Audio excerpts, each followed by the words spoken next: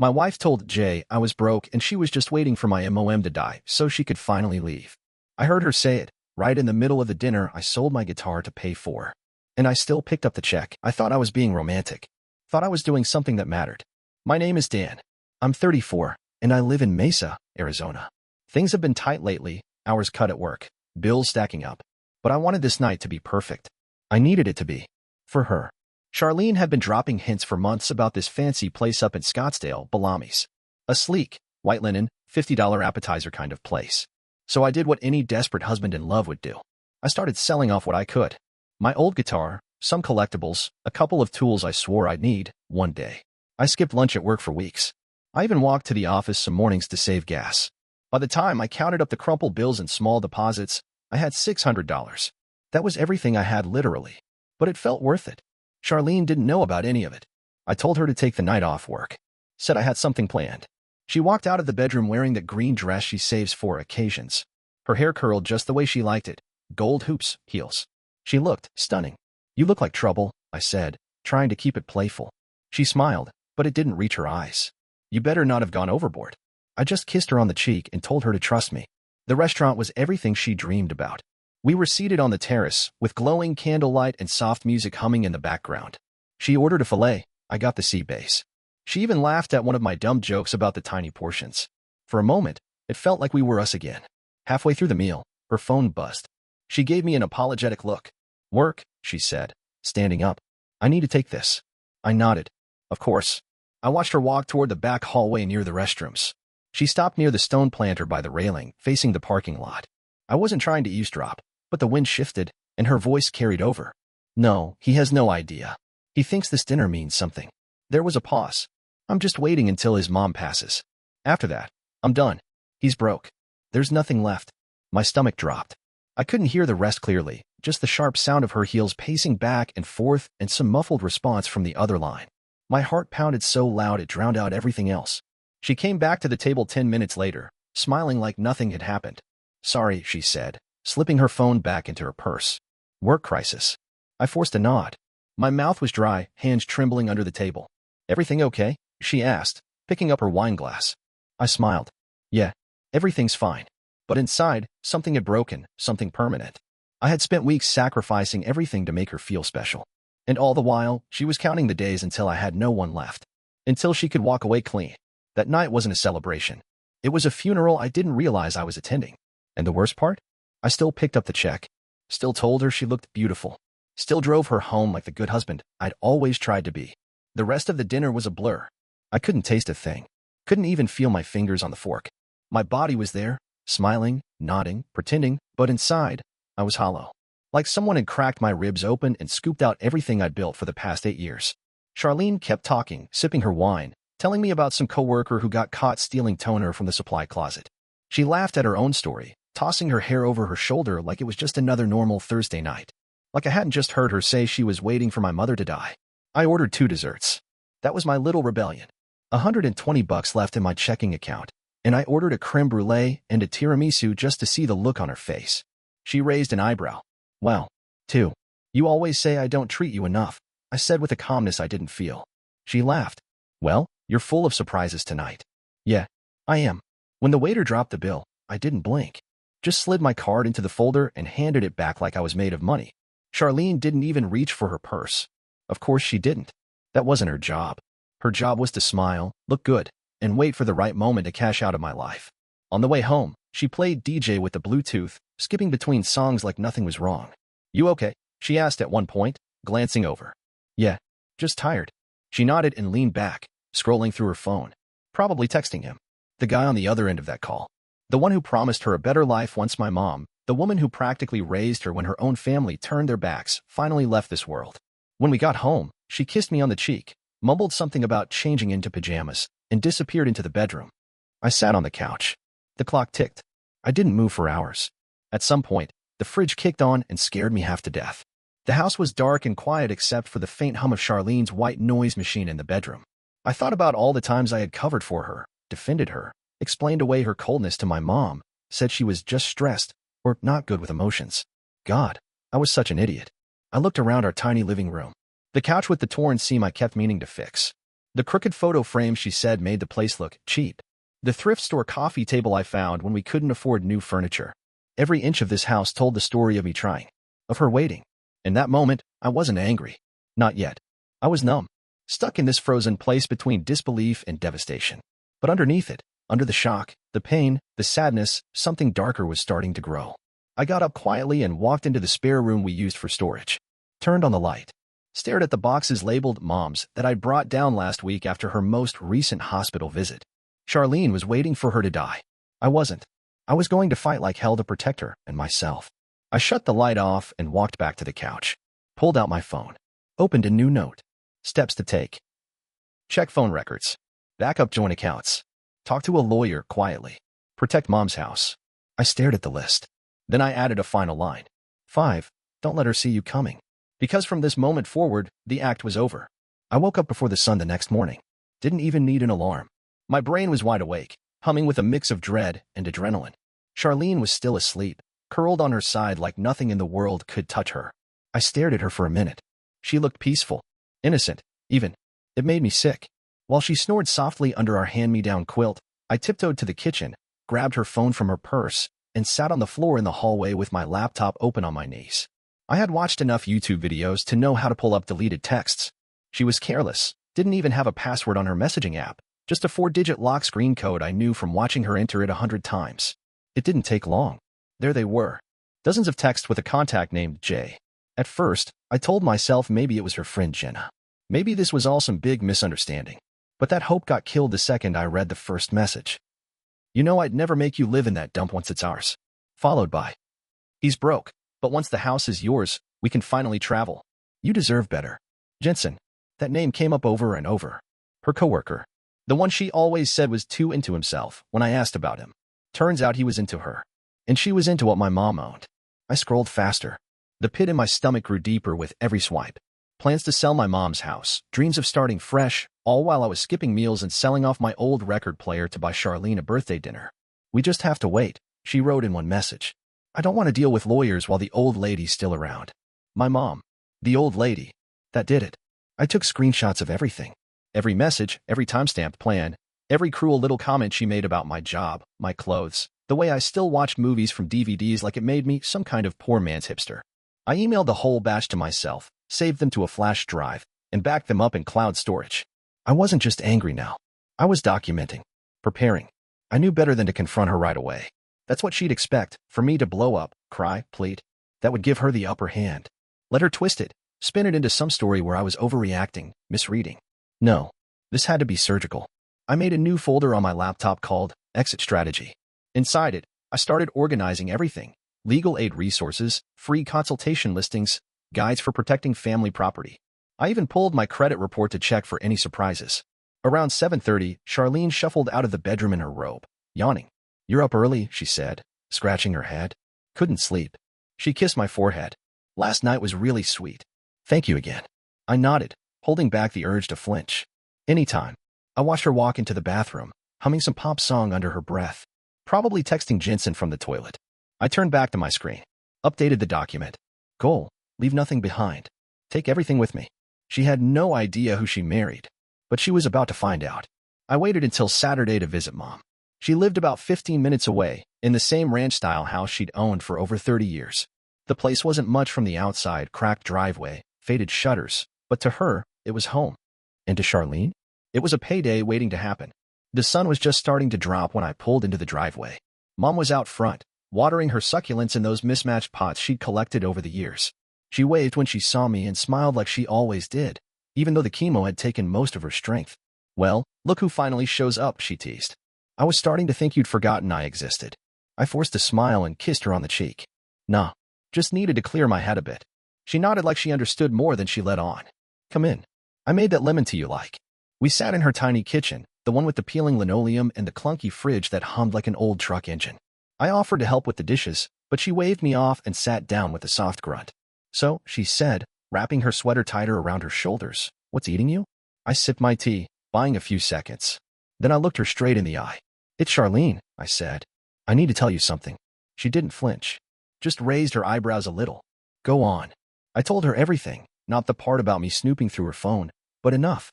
Enough to show just how deep it went. The affair. The plans to leave.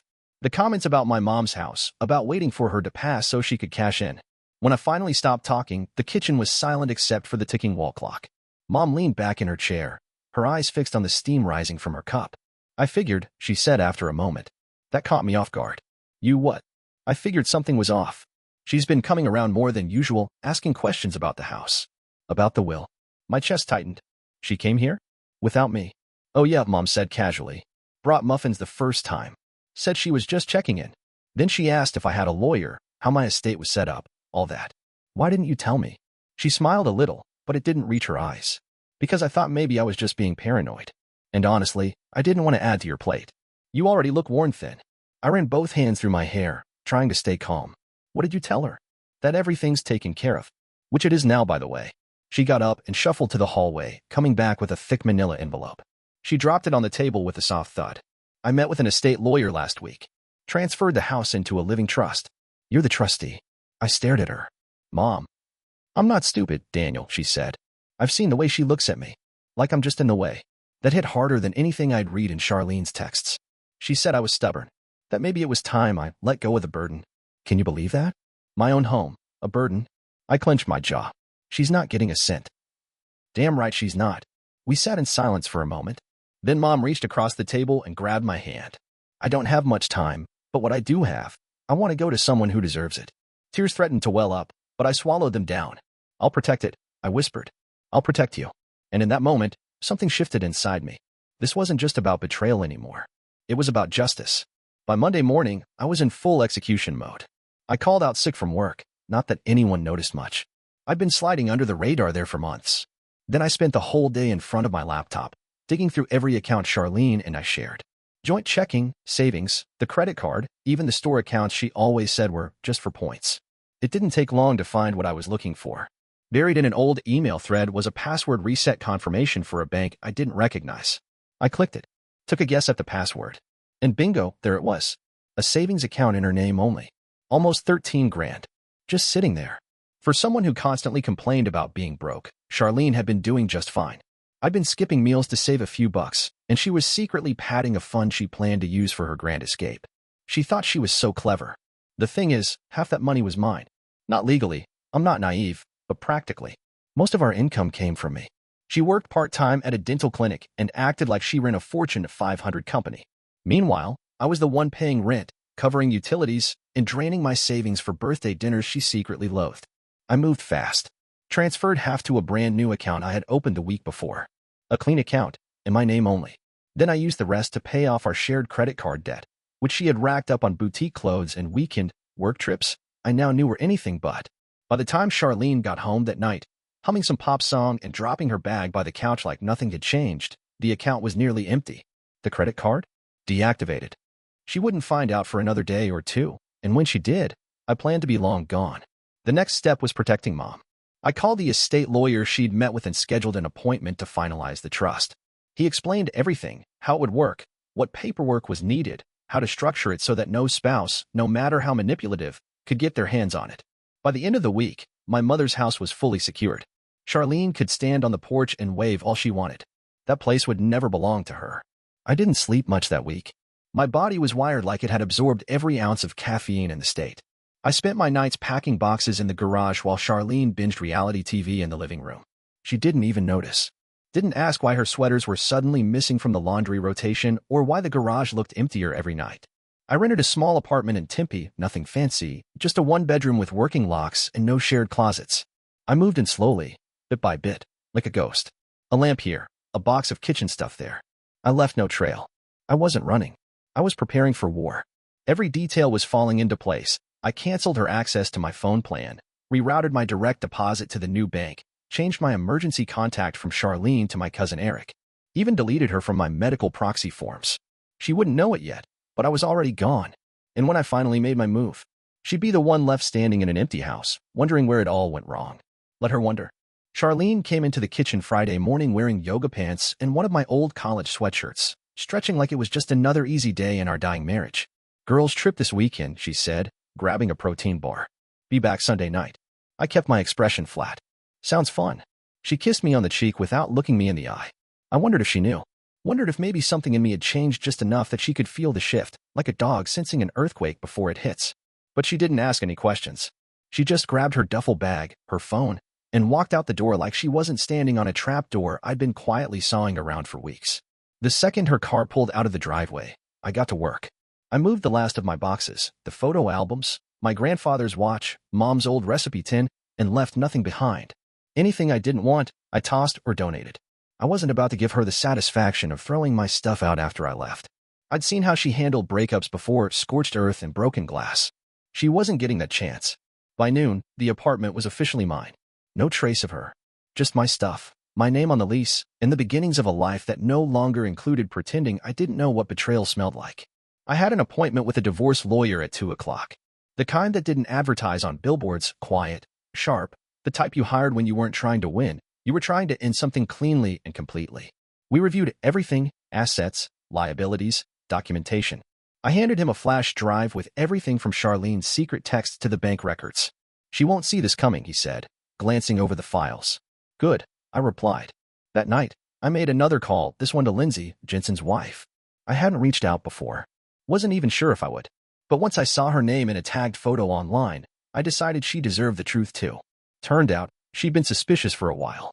I didn't even have to explain much. I figured something was going on, she said. He's been acting weird. Distance.